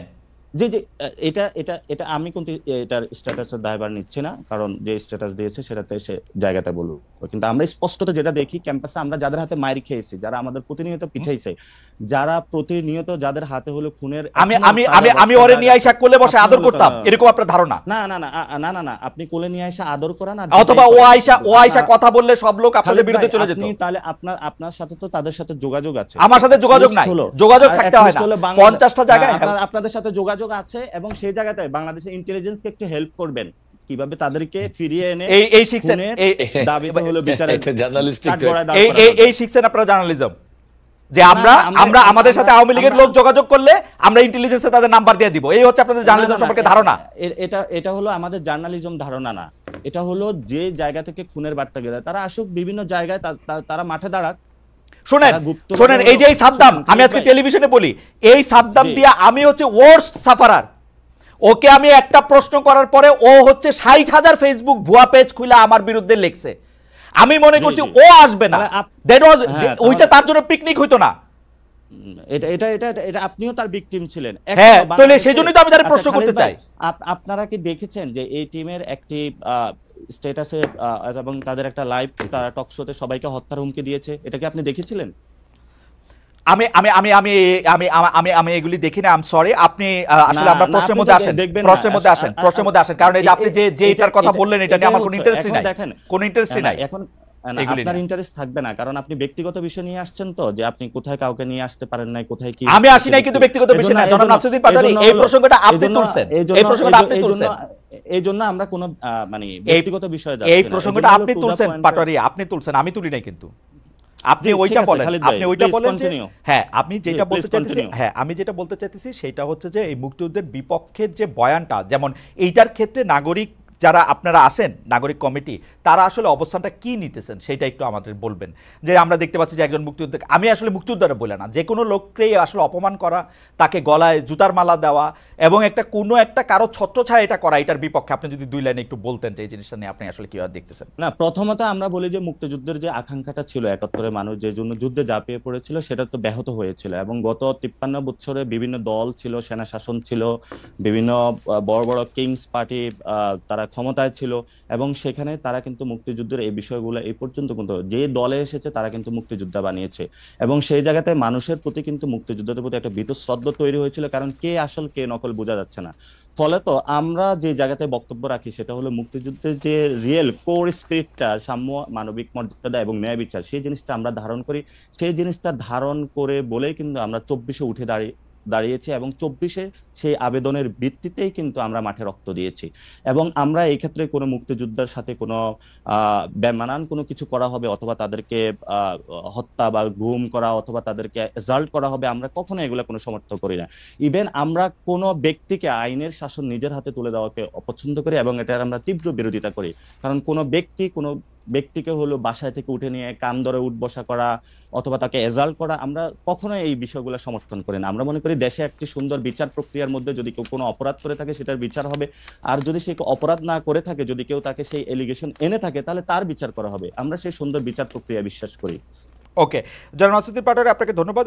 আপনারা জানেন যে চ্যানেল 24 আমাদের অনুষ্ঠানটি সরাসরি সম্প্রচার করছিল। চ্যানেল 24 তাদের টপ অফ দ্য নাউজের জন্য মানে 54 বা 55 পরে, অর্থাৎ আর 2-3 মিনিট পরে তারা চলে যাবেন। আমি এটাই এখনই বলে রাখলাম, কারণ আমার প্রশ্নটি করে রাখতে হচ্ছে ব্যারিস্টার রুহুল কুদ্দুস কাজলকে, যে জনাব রুহুল কুদ্দুস কাজল, আওয়ামী লীগ সরকারের সময় তারেক রহমান বাংলাদেশে আসেননি, রাজনৈতিক বাস্তবতা ছিল, কিন্তু 5 আগস্টের পরও তিনি ফেরেননি।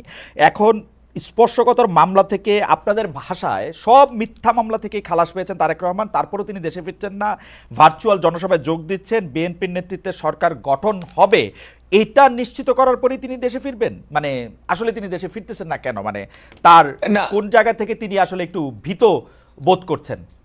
দেখুন, আমার মনে হয় প্রথম কথা হচ্ছে যে আপনি যে প্রশ্নটি করেছেন অনেকটা ব্যক্তিকেন্দ্রিক প্রশ্ন। তো আসলে আপনি জানেন না, পার্টি খুব প্রধান তো স্বাভাবিকভাবেই। শুধু ব্যক্তি না, উনি তো ইনস্টিটিউশন। কিন্তু কথা হচ্ছে যে একজন ব্যক্তির অ্যাবসলিউটলি যে প্রশ্নটা আপনি করেছেন, আমি যদি এখন কোনো কারণে খালেদ মহিউদ্দিনকে জিজ্ঞেস করি, খালেদ মহিউদ্দিন আপনি সকালবেলা কি দিয়ে নাস্তা করেছেন, এই প্রশ্ন নিশ্চয়ই নাসিরউদ্দিন পাটোয়ারি আপনাকে দিতে পারবে না, এটাকে মানতে হবে বাস্তবতা। Right, right. সুতরাং এটা একটা রাজনৈতিক দলের নেতা এবং তার স্বাভাবিক পাবলিক ফিগারের, পাবলিক স্পেয়ারের কার্যক্রম নিয়ে আমরা কথা বলতে পারি, সমালোচনা করতে পারি, এবং আমি সেটা গণতন্ত্রের সৌন্দর্য বলে মনে করি। ওকে, জনাব তারেক রহমান এবং বিএনপির পক্ষ থেকে তাদের মামলা, তার মামলা, খালেদা জিয়ার মামলা, সারা দেশের নেতা কর্মীদের মিথ্যা মামলা সম্পর্কে স্পষ্ট স্ট্যান্ড ছিল আইনি প্রক্রিয়ার মাধ্যমে এই সমস্ত মামলা থেকে আমরা নিষ্কৃতি চাই। আজকে একটার পর একটা মামলায় কিন্তু সেগুলো প্রমাণিত হয়েছে এবং সেগুলো প্রমাণিত হচ্ছে। সুতরাং একটা আইনি প্রক্রিয়ার মাধ্যমে একজন নির্দোষ ব্যক্তিকে বিগত সময় বয়ান দিয়ে দোষী বানানোর যে প্রচেষ্টা ছিল, সেখান থেকে এখন আইনি প্রক্রিয়ার মাধ্যমে হচ্ছে। তিনি উপস্থিত থেকে এটা করলে অসুবিধা কি? তিনি আমি কেন ওনার অনুপস্থিতিতে আমাদের আইন প্রক্রিয়া যদি আপনি কোনো কারণে পারমিট করে, তাহলে কেন নেবে? পারমিট করে। আমি আবারও বলছি, মৃত্যু ভয় থাকলে করে না, মৃত্যু ভয় থাকলে করে না। আমার মনে হয় খালেদ, আমার মনে হয় আইনের ব্যাপারটি আমি আপনাকে বলি, আমাদের যে কোনো আইনজীবী জানবেন, কোনো কারণে একটা রায়ের যদি কোনো কারণে কো অ্যাকিউজ, কো কনভিক্ট থাকে, সেই জাজমেন্টটা যদি অ্যাজ এ হোল যদি কোনো কারণে বাতিল হয়ে যায়, তাহলে নিশ্চিতভাবে নন অ্যাপিলিং কনভিক্ট কিংবা নন অ্যাপিলিং অ্যাকিউজ তার বেনিফিট আইনগতভাবে পেয়ে থাকেন। এটার আরেকটা ব্যাখ্যাও আছে, আমি সেটা পরে আপনার কাছ থেকে শুনবো। আমি আপনাকে সেই কারণেই বললাম যে আপনি যে প্রশ্নটা করলেন, আমরা আইনের ভাষায় আপনি জানেন that is called leading question, এবং লিডিং কোশ্চেনের আনসার দেওয়ার মতো অবস্থানে আমরা তাহলে পরবর্তী কোশ্চেনে যাই।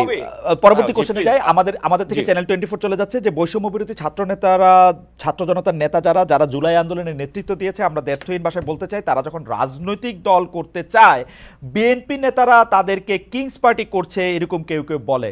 আমাদের দর্শকরা কিন্তু আমাদেরকে বলে যে বাংলাদেশের প্রথম কিংস পার্টি হচ্ছে বিএনপি, এবং এইটি প্রথম আলোকে দেওয়া সাক্ষাৎকারে জনাব নাসিরউদ্দিন পাটোয়ারিও এই বিএনপির এই প্রতিষ্ঠাকালীন ইতিহাসটা বলেছেন, আজকেও আমাদেরকে কিছুটা বলতে চেয়েছেন। আপনারা এটাকে আসলে কিভাবে ব্যাখ্যা করেন? মানে কিভাবে চালুনি সূত্রে বলে যে কেন? আমি আপনাকে এত কথা বলি যে জন্ম হোক যথাযথ, কর্ম হোক ভালো, এটা তো আপনি মূল জিনিস আসলে খেয়াল করে দেখবেন। এটা কিন্তু প্রথমত বুঝে রাখতে হবে। প্রথম কথা হচ্ছে যে বাংলাদেশের রাজনীতিতে 2024 সালে যে দলই করে না কেন, কিংস পার্টি কি একা শুধুমাত্র যদি আপনাদের সংজ্ঞায়িত যদি হয়, তাহলে রাজনৈতিক দল হিসেবে শুধুমাত্র একমাত্র বিএনপি, একমাত্র কিংস পার্টি না, জাতীয় পার্টি। হ্যাঁ, বিএনপি জাতীয় পার্টি ভাই। আমি এর বাইরে কি আপনি ছিল না? আপনার কি মনে আছে ওয়ান ফেরদৌস আহমেদ কুরেশি 1/11 সরকারের সময় তাদের প্যাট্রোনাইজেশন, আপনি কেন ভুলে যান খালেদ? না, কারণ দলই নাই আর দলের কথা মনে রাখবো। এক্স্যাক্টলি আজকে বিএনপি আলোচনার মধ্যে আছে, এই কারণে বিএনপি হচ্ছে বাংলাদেশের আগামী দিনের রাষ্ট্র ক্ষমতা প্রত্যাশী প্রধান কন্টেন্ডার। এই কারণে আজকে বিএনপি নিয়ে যে কোনো আলোচনার মধ্যে বিএনপি আসবে। ওদেরকে 40টা বছর সময় তো তুলে দিতে হবে। বিএনপি আজকে রাষ্ট্র ক্ষমতার প্রধান কন্টেন্ডার, সেইটা তো একটা ক্ষমতার মধ্যে দিয়ে গিয়া ওদেরকে দিতে হবে না সেই সময়টা। আপনি আগে না কিং পার্টি আমি বলছি না, আমি যদি নাসিরউদ্দিন পাটোয়ারি তারা যে রাজনৈতিক দল করছে, বিএনপির প্রতিষ্ঠাতা শহীদ প্রেসিডেন্ট জিয়াউর রহমান বাংলাদেশে বহুদলীয় গণতন্ত্রের প্রবর্তন করেছিল, একদলীয় শাসন ব্যবস্থা থেকে করেছিল। সুতরাং বিএনপি নেতা কর্মীরা যত দল, তাদের রাজনৈতিক শক্তি, তাদের রাজনৈতিক ইচ্ছা, রাজনৈতিক কর্মসূচি পালন করবে, এটা তো বিএনপির অখুশি হওয়ার কিছু নেই, বরং বিএনপি খুশি হবে, কারণ তাদের দলের নেতা আমাদের দলের মানে যে নেতা, মূল নেতার। কিন্তু এইটা বলেন তো কাজল ভাই, বিএনপি অকারণে কেন ছাত্র জনতার এই পার্টি মানে এই বৈষম্য বিরোধী ছাত্রদের অকারণে একটু খোঁচাখুচি করতেছে না? কিছু হইলে বলে যে যেমন দেখেন এক্সট্রিম, আপনি আমাকে বলেন কিছু এক্সট্রিম। আমার মনে হয় যে কোনো একটা বক্তব্যের আইসোলেটেড কোনো পার্ট নিয়ে সেটাকে একটা মিসইন্টারপ্রেট করার সুযোগ থাকে। আমি যে কোনো সময় আপনি যখন খুব একটা যে কোনো একটা পুরো একটা বক্তব্যের মধ্যে, সে ফর এক্সাম্পল খালেদ, দেখেন আমরা 3 জন মিলে টক শো করলাম, এর মধ্যে কমপক্ষে 1000টা সেগমেন্ট করা সম্ভব, যেখানে আমাকে এক পক্ষে ইয়েস দিবে আর এক পক্ষ নেগেটিভ দিতে পারে, কারণ এটা সুযোগ আছে। এবং ভার্চুয়াল দুনিয়াতে সমস্ত কথা, বিশেষ করে মিডিয়া, আপনারা যারা কাজ করেন, প্রিন্ট মিডিয়া বলেন, ইলেকট্রনিক মিডিয়া করেন, একজন বক্তা 1 ঘন্টা বক্তব্য দেয়, তার জন্য সীমাবদ্ধ সময় থাকে 1 মিনিট। এবং আপনি মিডিয়া হাউসের অন্যতম উদ্দেশ্য হচ্ছে যে তার ওই বক্তব্যটা, যে বক্তব্যটা পাঠকের কাছে গ্রহণযোগ্য হবে, তার কাজল ভাই আচ্ছা ঠিক আছে, ওই বক্তব্যের কথা বাদ দিই কাজল ভাই, আমি আপনার বক্তব্য শুনতে চাই কাজল ভাই, ওটার কথা বাদ দিই আমি, ঠিক আছে? এটা নিয়ে আমার আলাদা অবস্থান আছে। আমি 30 বছর ধরে সাংবাদিকতা করাই, আমি এটা নিয়ে আমার আলাদা বক্তব্য আছে। আমি এই আজকের কথায় ফিরে আসি। আসলে কি ঘটনাটা কি, মানে আপনারা চান যে মানে এই যে যারা এখন ক্ষমতায় আসে, দরকার হলে তাদেরকে আটকানোর জন্য আপনারা আওয়ামী লীগের সাথেও এক ধরনের সন্ধি করে ফেলবেন? আপনারা গোপনে আওয়ামী লীগের সাথেও একটা সম্পর্ক রাখতেছেন? আপনারা আওয়ামী লীগের ফেসিস্টদের বিচারটা আপনারা দাবি করতেছেন না, যেগুলি নাসিরউদ্দিন পাটোয়ারি বলছে, আপনি এগুলি কিন্তু মানে আমি জানি না এরান নাই, আপনি সুন্দর করে বলছেন, আমি বুঝি নাই মনে হয়। আমার কথা খেয়াল করে দেখেন, আপনি হ্যাঁ। বলেন নাসিরউদ্দিন পাটোয়ারি যে সমস্ত কারণে বিএনপির বিরুদ্ধে অভিযোগ করছে তার প্রত্যেকটা বিএনপি ইন অ্যাকশন করেছে। আমি আপনাকে আবারও বলি, ইন অ্যাকশন করেছে। আপনি খেয়াল করে দেখুন যে এই যে বিভিন্ন জায়গায় ফ্যাসিস্ট দোসরদের বিরুদ্ধে যে সমস্ত ফৌজদারি মামলা, দু একটা জায়গায় অভিযোগ থাকতে পারে যে দু একজন নিরপরাধ ব্যক্তি কোনো কারণে অভিযুক্ত হয়ে যেতে পারেন, কিন্তু অধিকাংশ ক্ষেত্রে ভিকটিমের পরিবারের পক্ষ থেকে মামলা দায়ের করা, তাদের বিচারের প্রক্রিয়ার মধ্যে আনা, সেটা কিন্তু বিএনপি রাজনৈতিকভাবে করেছে এবং করছে। বিএনপি কিন্তু বর্তমান অন্তর্বর্তীকালীন সরকারের সময় যখন কথা বলছে, রাষ্ট্র পরিচালনায় এই সরকারকে সহযোগিতার পাশাপাশি জুলাই আগস্ট গণবিপ্লবের যে স্পিরিট, সেই স্পিরিটটা ধারণ রেখে বিগত পতিত ফ্যাসিস্ট সরকারের বিচার প্রক্রিয়া এগিয়ে নিয়ে যাওয়ার জন্য সরকারের কাছে না কাজল ভাই, সত্যি কথা বলেন, আওয়ামী লীগের সাথে কোনো আতাত করতেছে না তো বিএনপি? মানে আমাদের কিন্তু মানে অতীত অভিজ্ঞতা ভালো না আসলে। আমি আপনাকে খালেদ এতটুকু বলি, বিএনপি সম্ভবত বাংলাদেশে এমন কোন দেউলিয়াত্বের শিকার হয়নি যে বিএনপি জনগণের কাছে তার যে কমিটমেন্ট, সেই কমিটমেন্ট এবং জনগণের আস্থার বাইরে গিয়ে আওয়ামী লীগের উপর ভর করতে হবে তার রাষ্ট্র ক্ষমতা আসার জন্য। মানুষ অশুভ সন্ধি তখনই করে যখন কোনো কারণে তার নিজের কোমরের জোর না থাকে। ওকে, আমার মনে হয় যে কাজল ভাই আপনাকে ধন্যবাদ। আমাদের অনুষ্ঠান প্রায় শেষ হয়ে গেল, যে we just want 2 or 3 more minutes because we want to আমরা একটা 2-3 মিনিট একটু চায়া নিলাম। তো জনাব পাটোয়ারি, আমরা একদম শেষ পর্যায়ে, বছরও শেষ হতে যাচ্ছে, আমরা একটা সবচেয়ে মনে হয় যে আমরা 2024 এরকম একটা বছর আমরা একটা দেখলাম। আমরা কাজল ভাইকে 20 সেকেন্ড শুনবো আর আপনাকে শুনবো 2 মিনিট। আপনি যদি এই সময়ের মধ্যে থেকে আপনারা আসলে 2025টা আপনারা কেমন দেখতে চাইতেছেন, কি হইতে পারে সেই জায়গায়, কেমনে আপনারা আমাদের সবাইকে আবার এক জায়গায় নিয়ে আসবেন, একটা বিভেদ এবং মানে আনবেন কিনা, নাকি আপনারা একলাই থাকবেন কোথাও, সেইটাও আপনারা একটু কইতে মানে আপনাদের এই 2025-এর সামনে রেখে আপনাদের লক্ষ্য উদ্দেশ্য যদি একটু বলেন, জানান রাসেদুল পাটোয়ারি। জি, প্রথমত ধন্যবাদ। প্রথমত আমরা পুরাতন রাজনৈতিক যে ওল্ড সিস্টেম গুলো, সেগুলো আমরা চাই না। এটার বিরুদ্ধে যদি বিএনপি দাঁড়াক অথবা যে কোনো বাংলাদেশের পলিটিক্যাল পার্টি দাঁড়াক, এটা অলরেডি আওয়ামী লীগ দাঁড়িয়েছিল, সেখানে আওয়ামী লীগ বাংলাদেশ থেকে পালিয়ে গিয়েছিল। সো তরুণ প্রজন্ম এটাতে খুবই মানে একটা জায়গা আছে যে বাংলাদেশে ওল্ড সিস্টেম বা পুরাতন যে ব্যবস্থাগুলো আছে সেগুলো ফিরতে দিবে না বাংলাদেশে। তো চাঁদাবাজি, চাঁদাবাজি, এগুলো আমরা তীব্র বিরোধিতা করি এবং বিএনপি এগুলোতে কিছু কাজ করছে, আমরা আমাদের জায়গা থেকে আমরা তাদেরকে ধন্যবাদ জানাই। ভবিষ্যতে করবে, কারণ আমাদের দায়িত্ববোধ এটা, যে কোনো পার্টি হোক তাদেরও সংস্কারের মধ্যে দিয়ে যেতে হবে, যাতে নতুন বাংলাদেশে 25 সালে যাতে আমরা নতুন একটি বাংলাদেশ দেখতে চাই। এবং আমরা সেখানে বলতেছি যে আমরা হলো বিভাজনের আর রাজনীতি চাই না, আমরা বৈষম্যের কোনো রাজনীতি চাই না, আমরা আমাদের হিউম্যান ডেভেলপমেন্টের জায়গা থেকে একটি ডিগনিটির সমাজ চাই, যেখানে তরুণ প্রজন্মকে, যারা সিনিয়র নেতৃবৃন্দ রয়েছেন এবং সিনিয়র সিটিজেন রয়েছেন বিভিন্ন জায়গা থেকে, যারা অলরেডি কম্প্রোমাইজড হয়ে গেছেন বিভিন্ন জায়গায়, সম্মানের জায়গাটা রাখবেন, কারণ আমরা কোথাও কম্প্রোমাইজড হইনি। সো কম্প্রোমাইজ সোসাইটিতে আমরা বাস করি না। আপনাদের কম্প্রোমাইজ সোসাইটি নিয়ে আপনারা থাকেন, কিন্তু আমাদেরকে আপনারা কম্প্রোমাইজড হতে বাধ্য করবেন না।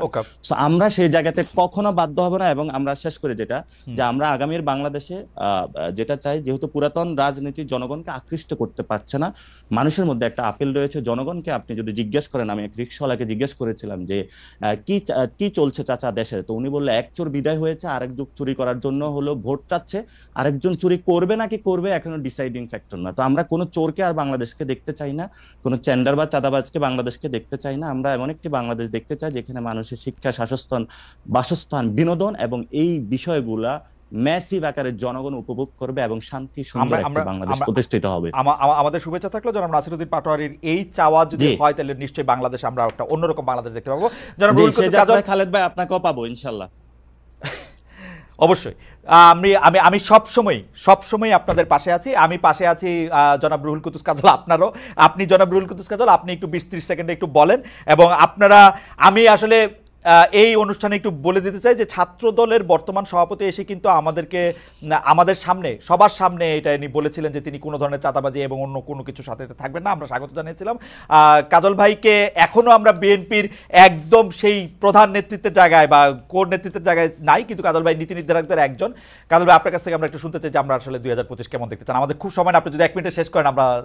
আমি 1 মিনিটে আমি আমাকে বলি, 2024 সালে জুলাই আগস্টের যে বিপ্লব এবং বিপ্লব বাংলাদেশের জন্য বিরাট সম্ভাবনা তৈরি করেছে এবং এই স্পিরিটটাকে সামনে নিয়ে আগামী দিনে যেতে হবে। নাসিরউদ্দিন পাটোয়ারি যে কথাটি বলেছেন, আগামী দিনের জন্য এখন যেটা এই সরকারের জন্য, অন্তর্বর্তীকালীন সরকারের জন্য কতগুলো প্রায়োরিটি, সংস্কার যেগুলো, সেগুলো দ্রুততম সময় করে নিয়ে রাজনৈতিক দলগুলোর সঙ্গে ঐক্যমতের ভিত্তিতে জনগণের সরকার প্রতিষ্ঠা করাটা আগামী দিনে আমার ইমিডিয়েট প্রত্যাশা হবে। এবং এটা হচ্ছে আমার প্রথম কথা একজন নাগরিক হিসেবে। ও রাজনৈতিক দল হিসেবে সুস্থ রাজনৈতিক চর্চা, ঘুষ, দুর্নীতি, খুন, রাহাজানি, মিথ্যাচার, এই সমস্ত কিছুকে বাদ দিয়ে সুশাসন প্রতিষ্ঠিত হবে, এটা আমার প্রত্যাশা। আরেকটি হচ্ছে যে নতুন এবং তরুণ প্রজন্মে তাদের রাজনীতির ইচ্ছা এবং আকাঙ্ক্ষা কিভাবে বাংলাদেশকে দেখতে চায়। নতুন বাংলাদেশে আমি প্রত্যাশা করব বাংলাদেশ জাতীয়তাবাদী দল, বিএনপি সহ বাংলাদেশের ক্রিয়াশীল প্রত্যেকটি রাজনৈতিক দল তরুণদের ভাষা বুঝে তাদের নীতি নির্ধারণ করবেন। ইতিমধ্যে প্লিজ আমার একটা অনুরোধ থাকবে কাজল ভাই, বিএনপি নীতি নির্ধারকদেরকে আপনি বলবেন, আপনিও মনে রাখবেন যে অতি অকারণে শুধু শুধু নেম কলিং করার জন্যই যারা জুলাই আগস্টের এই হত্যাকাণ্ডের শিকার হয়ে যারা দাঁড়িয়েছিল রাস্তায় তাদেরকে আন্ডারমাইন করে কথা, আমার মনে হয় খালেদ, আমি সরি সেরকম যদি কেউ করে থাকে, আমার ভালো লাগে কাজল ভাই, আমার ভালো লাগে নাই কাজল ভাই, আমার ভালো লাগে নাই যখন মির্জা ফখরুল ইসলাম আলমগীর এখনকার সময়কে 5 আগস্টের সাথে তুলনা করেছেন। শুনেন, আমি বলি, এই জন্যই বললাম ইন আইসোলেশন কোন কারণে একটা বক্তব্যর কোন একটা interpretation might be a slight misinterpretation, it may not be the true interpretation of the word. আমাদের আগামী বছরকে সামনে রেখে নিশ্চয়ই এই আশাই থাকবে। আমি আপনাকে শেষ করছি এই কথা বলে, দেখুন নতুন সম্ভাবনার দ্বার উঠেছে, উন্মোচিত হয়েছে, আমার মনে সেটাকে কাজে লাগাতে হবে, তরুণদের ভাষা বুঝতে হবে। এবং আমি মনে করি বিএনপির একজন ক্ষুদ্র কর্মী হিসেবে বিএনপি প্রণীত ইতিপূর্বে 31 দফা কর্মসূচি, যার আলোকে সংবিধান সংস্কার, বিচার বিভাগ সংস্কার, দুর্নীতি দমন কমিশন সংস্কার, প্রশাসন সংস্কার, এই যে বিএনপির পক্ষ থেকে যে সমস্ত প্রস্তাবনা বর্তমান অন্তর্বর্তীকালীন সরকারের কমিশনের কাছে প্রদান করা হয়েছে, সেগুলো যদি আপনাকে অনেক মোটাটাকে যদি আমরা গ্রহণ করি, তাহলে আগামী দিনে কাজল ভাই, আমার একটা ছোট্ট কোশ্চেন ছিল আপনার কাছে। কোশ্চেনটা করে রাখেন, উত্তর আমরা আলাদাভাবে নিব না, জাস্ট কোশ্চেনটা রেজ করে দেখি। একটা বক্তব্য এসেছে যে মানুষ হলে ভোট বুঝে, সংস্কার বুঝে না, তাহলে আপনারা আবার 31 দফা সংস্কার, ওকে, মানুষ হচ্ছে ভোট বুঝে সংস্কার বুঝে না, কেন আবার আপনারা 41 দফা দিচ্ছেন? আমাদের আর সময়। দর্শক, আলোচনা শুনে বুঝতে পেরেছেন বা দেখেছেন, তিনি একটা কথা বলেছেন মাঝখানে, এই সরকার তার ম্যান্ডেট নিয়ে আসে নাই এবং ছাত্ররা যা ইচ্ছা তাই বলে করতেছে। দেখেন, অনেক অভিযোগ ছাত্ররা তাদের প্রতি তিনি করেছেন। দর্শক, আলোচনা আপনারা শুনেছেন, শুনে আপনারা বুঝতে পেরেছেন যে সাংবাদিক খালেদ মহদী যে প্রশ্নগুলো করেছেন বা যে অভিযোগগুলো করেছেন, সেই অভিযোগগুলো কতটা সত্য, নাকি এই যে এখানে যে আচরণটা হয়েছে, এখানে যে কথাবার্তাগুলো হয়েছে, সেগুলো সাংবাদিক খালেদের আরও একটু সংযমের সহিত এই ছাত্র নেতাকে বলা উচিত ছিল কিনা। সম্পূর্ণ বিচার দায়িত্ব আপনাদেরকে দিলাম, আপনারা অবশ্যই কমেন্ট বক্সে কমেন্ট করবেন।